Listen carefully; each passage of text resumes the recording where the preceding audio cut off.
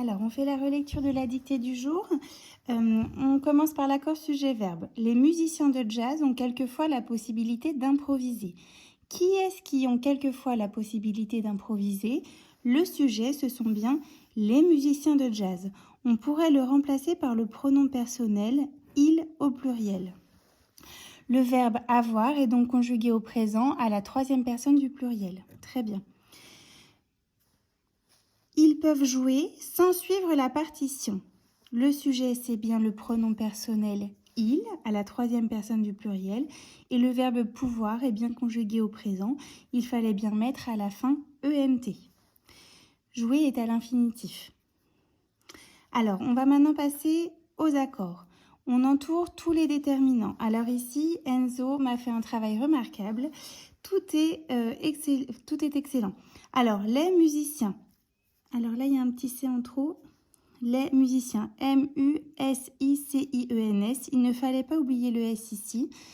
De jazz. On quelquefois c'est un mot invariable. Vérifiez bien que le S est ici et que c'est écrit en un seul mot.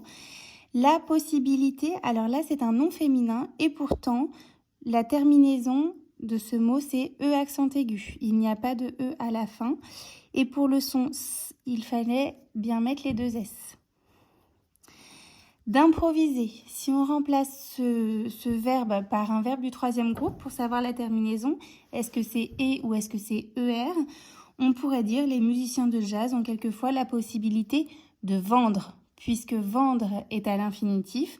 Le verbe du premier groupe est à l'infinitif. Il se terminait bien en ER.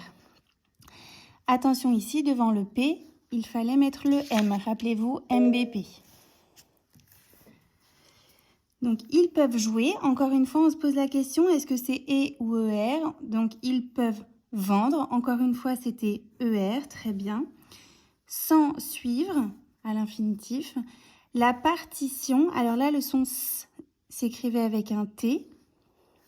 C'est un nom féminin. En inventant, au fur et à mesure. Alors là, il ne fallait pas oublier l'accent puisque c'est la préposition. Et le petit mot « et », on pouvait dire « et puis ».